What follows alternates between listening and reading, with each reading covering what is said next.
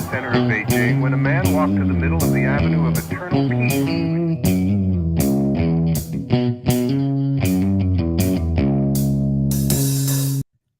Well, all right. Welcome back to the Survival and Basic Badass Podcast, Kevin and Chuck. Today, well, we're going to talk about anarchy. Anarchy, when I think of anarchy, I think when you think anarchy, Kevin, we think chaos. We think people throwing Molotov cocktails at buildings and police cars, and we think of the Black Lives Matter like protest of flipping over cop cars and kicking in cop windshields. And you think of maybe the punkers in back in the day, 70s. 1970s That's at punk. least, Yep. and maybe it's because we're from that older generation, and that's where our mind goes. But when I started hitting YouTube and, trying to search out anarchy and get different insights and different cool things, what I got was Portland, Seattle hipster. They all had the hat. Now, I didn't go grab a sweater because it's hot, but they all had the sweater and they were like, hi, guys. So, the reason we like anarchy is because it's really cool and government is bad and we could all just get together and smoke pot. It was kind of like that. Yeah, you have to get the And nerd glasses too, the nerd What do they call them? glasses. Birth control So glasses. that was the whole thing. Like everything I watched was like, yeah, basically the government just sucks and they're evil and they're always trying to oppress people and they're bad and they take our money. And if we just got together, we could all live together in a nice hippie commune and it would all be good. Right, And I right. think what they mean is, and we could all be high. Mhm. But who knows? Who knows? Yeah, weed and orgies. What's wrong with that? Right. So some guy who I never even really paid much attention to, everybody was quoting this Enrico Malatesta. And he was he wrote a book called A Companion to Anarchy. And basically he breaks it down as anarchy equals without government. And I think that's reasonable. I mean, that's in my mind, in its simplest form, what that's is. what anarchy is, right? And I accept that. And basically he said because, well, he basically gives this whole rundown of, well, if you grew up in slavery as a slave, then that's all you knew and you would just accept it. And I'm like, I'm not sure they really just accepted it and were cool with it. Like, I don't think they were like, oh, well, this is how it is. It's fine. Like that was his premise. And so the idea is we live in slavery is what their argument is. And we just don't know it. So like you've been conditioned and I mean, in a way, I say these kind of things like, well, if a company didn't have like an organized leader and a decision maker, then nothing would really get done. People wouldn't show up on time. People would be lazy and do whatever. And you wouldn't get things done. Now, I think as you go to the more micro business or as it shrinks down, the smaller it is, like the more directly you are to the results, I think the more motivated you are to work. Right. Right. If my company, I have a skid steer and a bulldozer and a dump truck, and we basically clear fields. And if we clear 20 fields, we get $20,000. And if we clear 5 fields, we get $5,000 and we all split it up. Then you can bet your ass I'm going to be working hard to get to 20. I don't need somebody being a boss man. You know what I'm saying? But when you have 1,000 people and they're not getting that same like equal piece of the pie if they work harder or not, it gets more and more removed. You know what I'm saying? Right. So that's kind of the idea. But basically, he's saying that we only want that world because that's what we've known and we've been conditioned to believe it. Now, I will say it's absolutely true that the government taking like 50% of our paycheck is acceptable to people now, whereas 30 years ago, well, 30 years ago, they were probably still taking 50% of your paycheck. But 60, 70 years ago. 70 years ago, that was not acceptable. You know, we threw tea in the harbor for 3% tax. You know, Right. that's the kind of thing. Right. And now, and yeah, we're not paying 50% tax, but put in Social Security, Medicare, you know, Yeah. No, right. I live in New York State. They take a big chunk out of it too. So No, really about 40% of my income is gone before I even get my check. Exactly. No, it's before you get your check, and then there's another on the back end. So Right. And then I got to pay 10, taxes 20. on everything I buy. And that's what I meant. I didn't mean straight income tax. Right. But when you look at what's taken out of your check and then what's taken out in sales tax and the property tax you pay, you know, people are like, oh, it'd be straight anarchy. There'd be no roads. And, you know, God, the whole thing had just collapsed. No fire departments, no policemen, straight anarchy. Right. And that's always, you know, the mindset.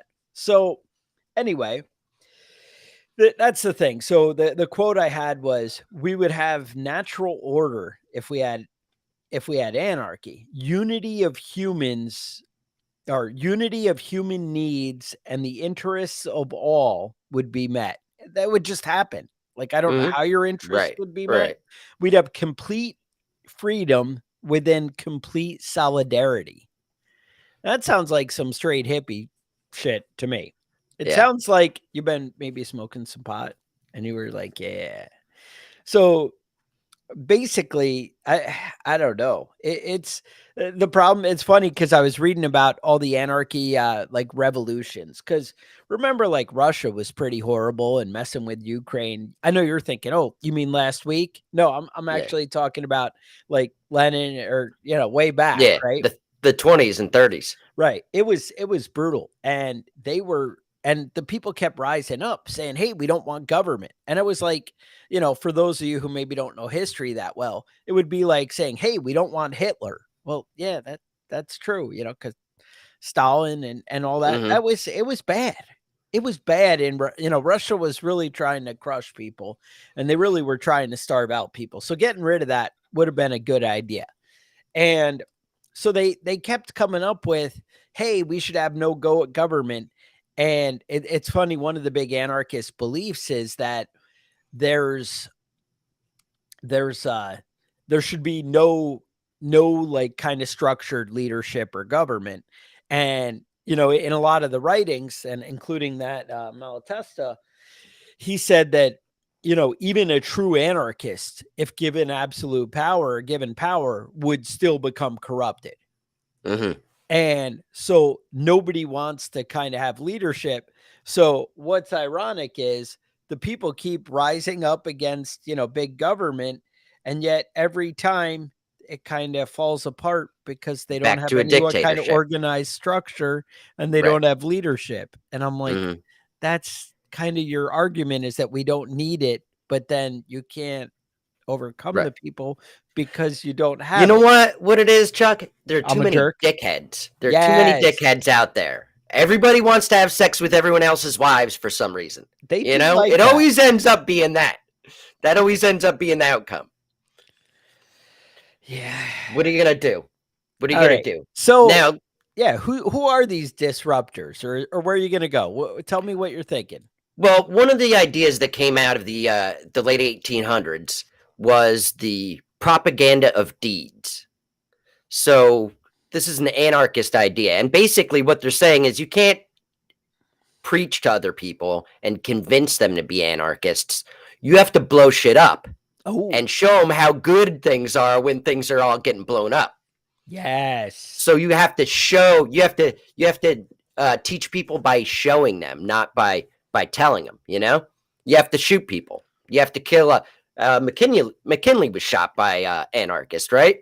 He was assassinated by an anarchist. There's a lot of anarchists that have been out there doing this type of shit. And most of the time when you read about anarchists, they're like in their early 20s. You know what I mean? By the time you get to 30, 40, you realize that shit doesn't really work out.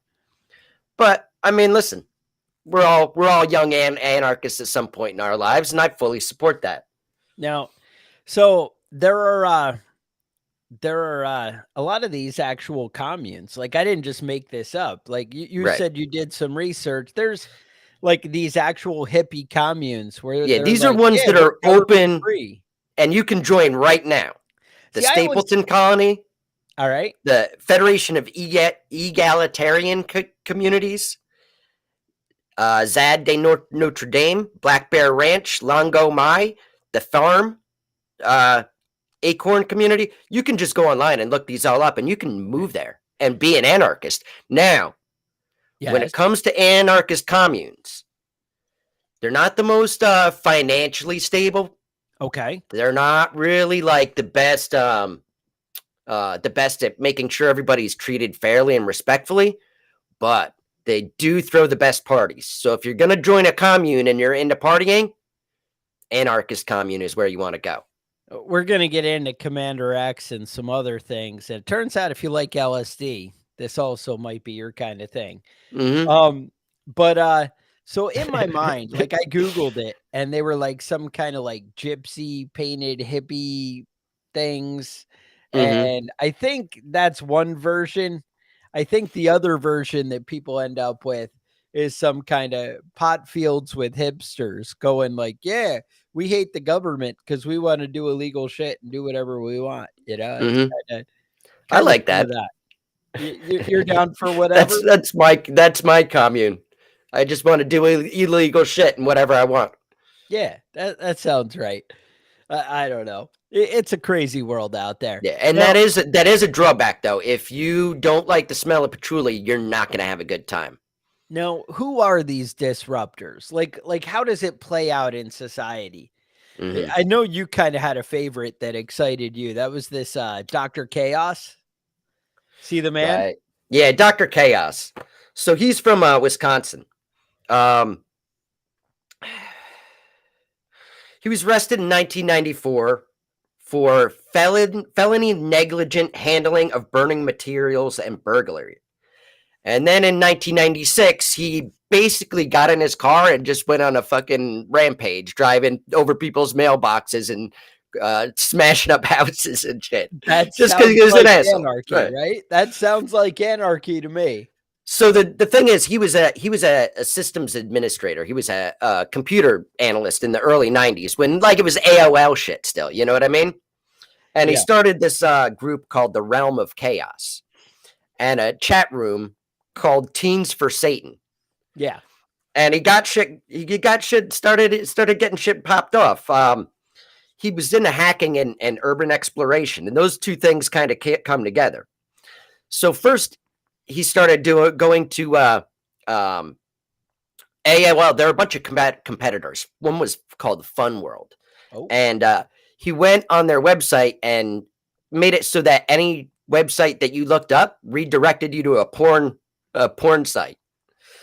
So right off the bat, he's getting big. He started like recruiting people. Okay. He called it the group the Realm of Chaos. Yeah. And they were like, I need my own like realm, you know? Yeah, you need a realm, I right? need like the realm of badass, you know? Yeah. We need to set that group up. But go on. So he had people in his group called like Acid Drop and Citizen Zero and DEF CON. And all these people had like, hacker nicknames, usernames or whatever it was. Then he started doing shit like throwing barbed wire over power lines to short everything out. Tell me you didn't do that when you were a kid. Come on. Yeah. Come on. He lit a sauerkraut factory on fire and burned it down. I mean, if you hate sauerkraut, what else are you going to do? That's your only option. They estimated he caused about $800,000 in damage. That's significant. He would break into radio stations, and that's during like the night. 1982 money too, right? Yeah. He was breaking into radio stations in the middle of the night, and he would play satanic music, replace all their music with satanic music. He caused 28 power failures and 20 power service interruptions. And then he went on the run in 2001. They arrested him. They let him out on bond, and he took all $13,000 out of his bank account and took off. So he disappeared for a few years. Yeah.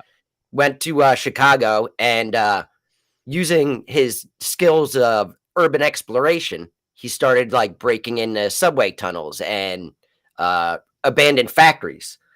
And he found a a bunch of 55-gallon drums of cyanide.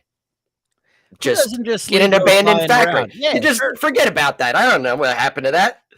So he moved it all underneath underneath Chicago. And he had like an underground lair down there. He basically went through and lockpicked all the locks and replaced them with his own locks. So he was the He's only like one the that could get in Penguin. I and think out. the Penguin was the under the city one. Yep. He Yeah. was the Penguin, and he also built a sonic boom gun and a microwave gun. So he was like a supervillain, right? So they ended up finding him underneath the University of Chicago. He was in the tunnels there, and there had been a bunch of burglaries. So they stepped up security, and they ended up catching him and one associate got away. Yeah, I think they put in like extra security cameras in the hall was what I read, like in the tunnels. And they got him. He knew some to avoid, but then Yeah. they like slipped in some other ones and he didn't notice. And and they got him. So when they caught him, he had a vial of cyanide on him. Sure. Well, So you gotta be ready to like kill yourself if you get caught. Right, but he didn't use it. Come on, guy. That was your chance. But he didn't use it. And they ended up doing all these searches, following back where he had come from, and found all these drums of cyanide. So they arrested him. I think there are 22 federal counts of crimes, and what was it? Chemical weapons charges is what they ended up, charging him for. He got 23 years. He spent 20 years in prison, and now he's out. All right. Just running around. Causing chaos. Yep. He's out there again. He's not on the run. He's making a lot of money being a hacker for companies, hacking into their. Really? I feel like if you're in jail for 20 years, you lose touch with Here's the thing, though. They kept finding shit in his prison cell. He was in Supermax, but they kept finding like wires and circuit board. Like he was working on shit the whole time. Okay. And they gave him a hard time, but he said, this is all these things aren't, it's not none of these things were banned by the prison. He was allowed to have that shit. So you can't give him trouble for having stuff he was allowed to have. So he's back at it, out in the world and living his best life. Causing chaos. I like it. Now, when I think of when I think of a microwave gun, I can't help but think of what was it? The Kids in the Hall was that Canadian show, and they used to run around and they would be like asking you a picture. Yes, I remember. I'm microwave your head. gun works. You're like, yeah, I'm getting you with my microwave gun, and you're like, I don't really feel anything, but you're being microwaved. You know, I don't know. That's how I imagine it, but maybe it's more sinister than that. I don't really know. Now, when I think of anarchists, I gotta say, I kind of think Anonymous, right? Right. Now, I watched this documentary on Anonymous, and it basically was like a joke, is what they're saying. Like they weren't trying to be some big mystery, whatever thing. So what they're saying is, it was kind of crazy. So what they were saying is basically you had these 4chan chat boards, right? Right. And it's kind of like Facebook, but for nerds. It was more nobody's regulating it.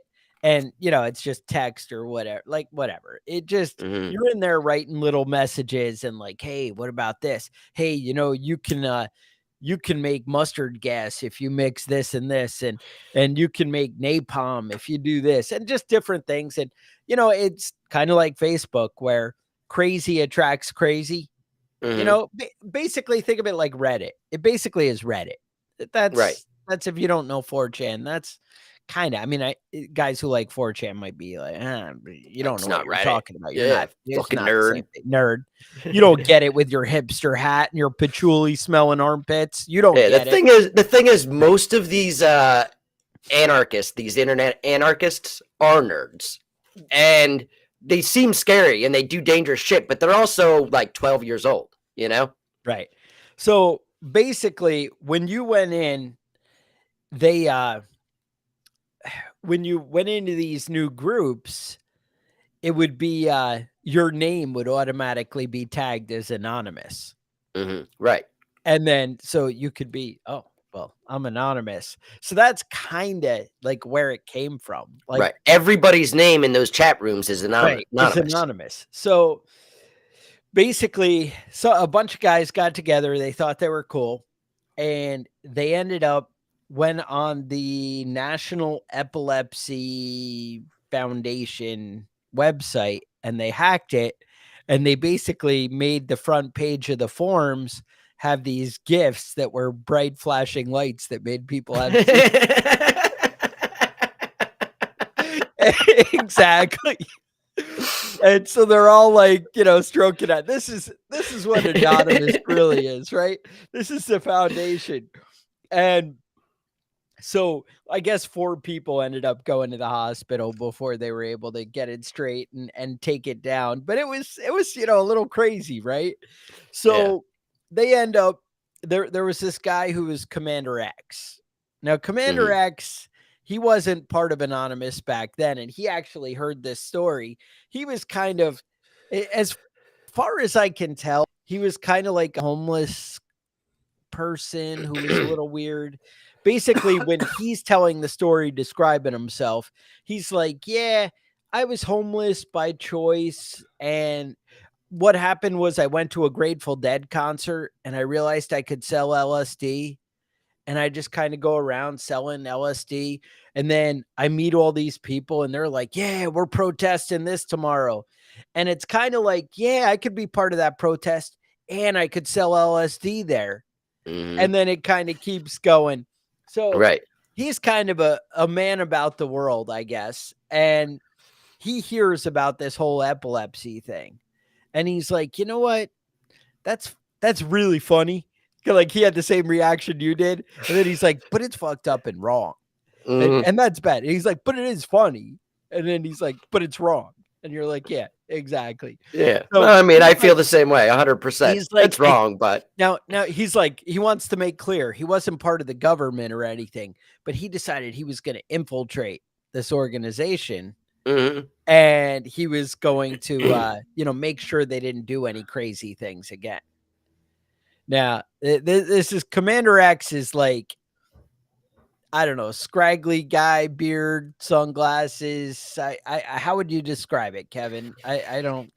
He looks like a 40-year-old that lived a hard life and looks like he's 70 years old now. Yes, that's it. That's him. So I believe he was quoted as saying, well, if you want to be an anarchist hacker, you basically just need to have cool sunglasses and a computer. And he's like, and the computer's optional.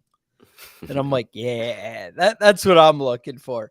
So that's kind of closer to what I think. So anyway, so you're like, well, I remember the big video where they're like, we are legion, we are many, and we're gonna, you can't hide from us, and the whole crazy, right? So basically, what they did was people were putting stuff on YouTube, and it turns out anarchists don't like corporations having power, and they don't like regulations and rules. So what happened was people put up this video of Tom Cruise talking about Scientology, and it was basically kind of pointing out how crazy Scientology is. Like if you're on the outside looking at it, that's how you might interpret it. If you're really like a Scientology guy, you're like, well, we do have superpowers. So, obviously that's logical. Right. What's his name? Masterson from that 70s show raped all those chicks and got away with it for a long time because of Scientology, because the Scientology magic, Tom Cruise used his magic to protect him. He finally did get sentenced to 30 years though. So it happens.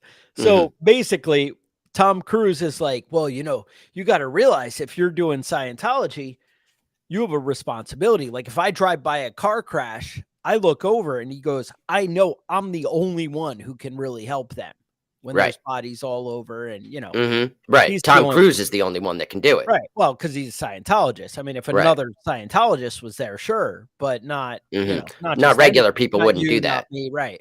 Paramedics, whatever. No.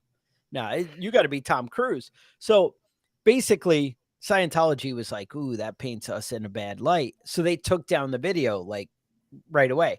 So the hackers were like, hey, that's kind of bullshit. This video is pretty cool. We want it out there. So they actually find the source of the video and they're like, can we get a copy? We want to put it up. They put it up on YouTube, and within 2 minutes, it gets taken down. And they're like, who has that kind of power? This is ridiculous. Screw Scientologists. So they made that anonymous video. It's about Scientology. Mhm. That we're coming from you. There's nowhere to hide. We have an army. They were talking to Scientology like people like you aren't going to be able to control us any longer, Mhm. and we're going to rise up against you. And then everyone was like, oh shit. And the guy who made the video was like, yeah, then my girlfriend calls me the next morning and she's like, dude, turn on CNN. Your video is on there. And he's like, I thought like 60 people would watch it. Like it was a Uh-huh. joke, He's like, and he's like, and it's like a whole statement against the world. And he was like, yeah, we got together and we were like, oh shit, what do we do? Like, how do we harness this power? No, Yeah. just to interject real quick, have you ever heard that rumor about Tom Cruise going to the grocery store and buying fish and taking them in the bathroom and fucking them? I don't think you can do that. Can you do that? Like, I guess Just if they're yeah, big, you like cut them say open. You cut them open and just that you, it's okay. just a rumor I heard. That's Oh, it's all. just some. Okay. Yeah. Good to know. Just note to self. Kevin reads disturbing stories. All right. All right. So basically, then they're like, how can we capitalize on this? And they were like, we need some kind of unifying thing. And if we're gonna be anonymous, we need, some kind of mask or something. Right. Some And kind of they basically called around to all the different, like a bunch of the cities that they were going to, and they called like comic shops and were like, hey, what about that Guy Fawkes mask? Do you have any? And they're like, yeah, we thought people would want them after V for Vendetta, but it turns out nobody bought that shit or cared. Because where are you going to really use that in life, right? Like right. you're like, oh, I'm going to go out with the Guy Fawkes mask and, want to be cool. People want to be my friend. Turns out nobody was like, hey, it's Guy Fawkes, yeah. So anyway, no problem. And they work it out and they start doing all these things. Then, like, sure enough, soon after that whole Julian Assange thing with WikiLeaks, remember they stole all that they hacked and they released all that information that they shouldn't have. Or actually, I think somebody gave it to them, right? Wasn't there some enlisted person that got in all kinds of trouble for Yeah, turning like over the autistic or documents? something and Yeah, just confused about yeah. life and yeah. And so they put all that out. And basically, the government put the kind of, the warrant out for Julian Assange, and they were going to take him down. And I guess the way Anonymous interpreted it was, well, we're going to stick up for this guy. I mean, they seem like everything seems like it's about having a good time. You know what I'm saying? Like, Right. it seems like, hey, we're just trying to go out and, and party. And it doesn't seem as involved, but I think they have that internal sense of justice as they see it. And I Right. don't They think it's do fuck necessarily with a lot of wrong. pedophiles and they do fuck with drug Yeah. cartels and they do fuck with And right. And it's like they're doing as much good. Like they did this one hack on, I don't know the city. I want to say San Francisco. It might have been San Diego Police Department. They hacked it, but it was like crazy legitimate. Like they were like, hey, look, we don't want to hurt or mess with anybody. So what they did was they said, hey, by the way, we're going to hack your website and all your stuff. And we're going to do it on Sunday at 6 p.m. And it's only going to be for a half hour. So just so you know, that's coming. Oh, And they gave them warning and they still yeah, couldn't dude. And they hacked it and shut it down. And the they whole still thing, couldn't it stop was them. like, they don't want people to get hurt and they don't want, but again, the problem with something like that is anybody can kind of take credit. You know what I'm saying? It's one, it's why it's effective, and two, it's why it's dangerous. It's effective because it's remote and, decentralized, right? Hmm. If you can go out with your computer and be like, "Hey, I'm going to do this," and put the anonymous, spin on it. It's funny, they had a uh, anonymous video generator that you could just kind of put in your stuff when I was doing the research, and just cool stuff. So, Hmm. I'm just saying, you got to keep your options open. Keep your options open. Sounds good to me, man. All right. So what else you got? What other disruptors? Oh, that was it. There's a long history though of anarchists, and there's actually places that you could move to if you were really into anarchy. You could go to the Congo right now. That is a country in anarchy. You could go to northern Syria. Also a great place to do whatever the fuck you want. These are all places you can go where there's no government. So, And that's the thing, like, even, to get away from the hacker thing, like Julian Assange, well, I guess it's right back in the hacker thing. mhm, Julian Assange was a huge disruptor, and created anarchy. I mean, I don't know that that's his belief or thing, but he's very anti-government or anti-government control, right? I mean, right. I don't know the guy's beliefs. I haven't hung out with him. We didn't chat about it.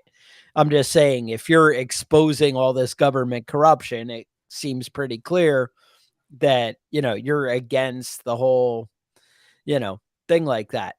But so he's another major disruptor. And I think he caused a lot of issues for the government, and he kind of exposed a lot. Same thing, Edward Snowden, right? Mhm, Snowden, right. huge, Right. that, Everybody thought, "Oh, you're crazy. The government isn't listening to everything you do right. and watching everything." Yeah, it turns out they are. Yep. They definitely are. I can understand why people would want to get away from, government control. I mean, obviously you've heard me talk on this podcast for lots and lots, right? We talk, I mean, the podcast in general, not this episode per se, but I'm very anti-government control. I don't want them in my business. I tend to lean on uh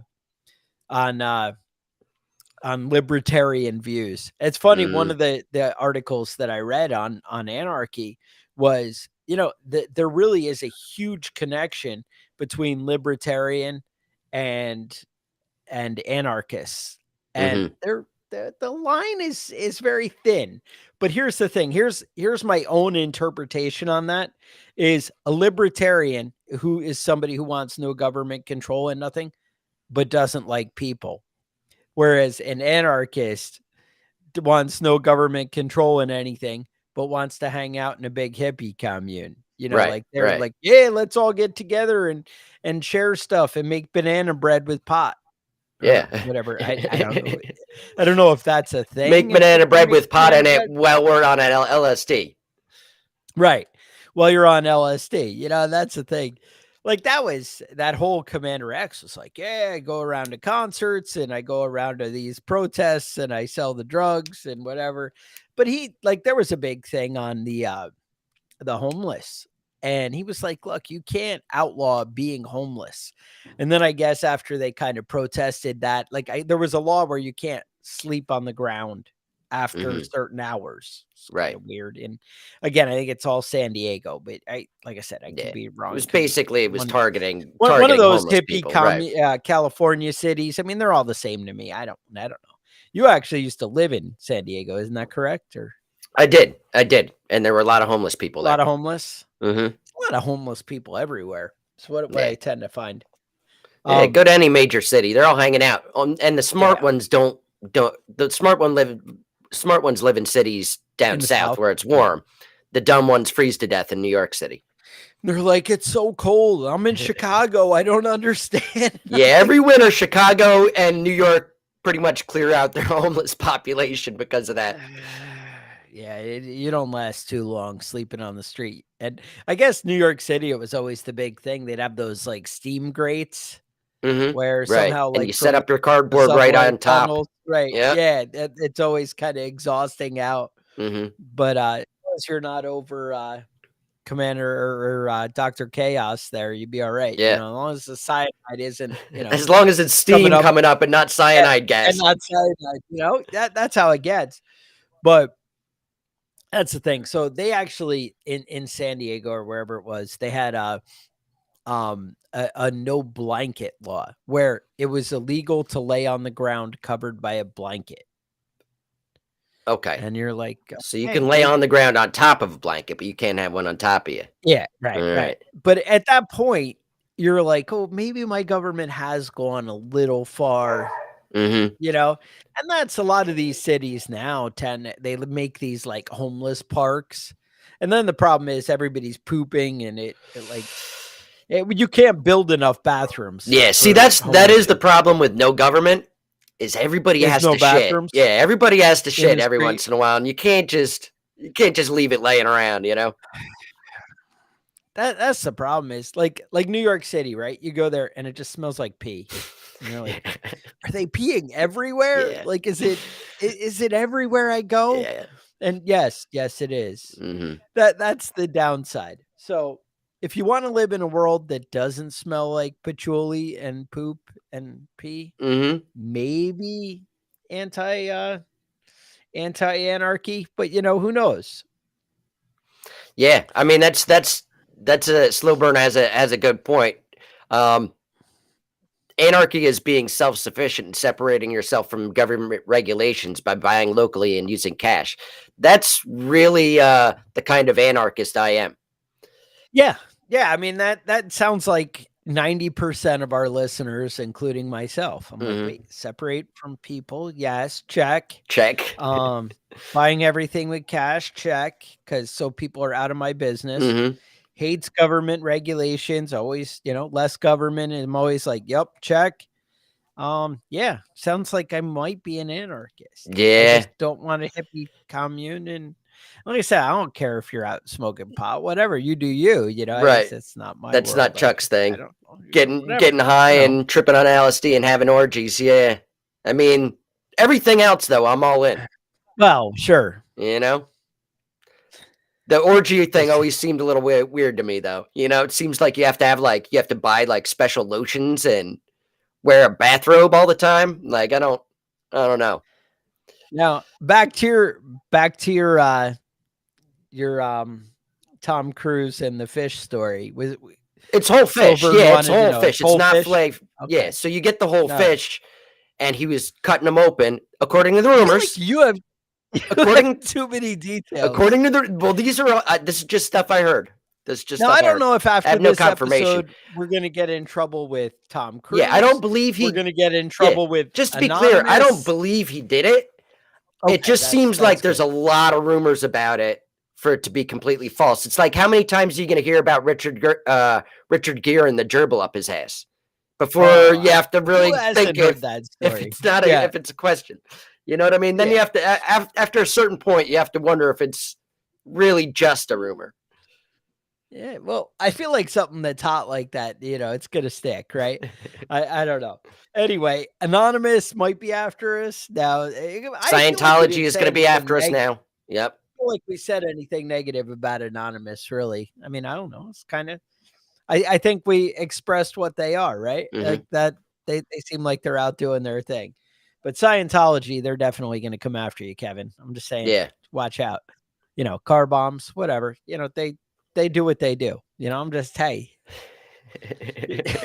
I'm just saying Evan was the one who did everything wrong. I just sat here in my hipster hat. Yeah, listen, if I go outside and find a used fish on my front steps, I'll take that warning seriously. You know what I mean? I won't say anything else about Scientology ever again. It's an ugly world we live in.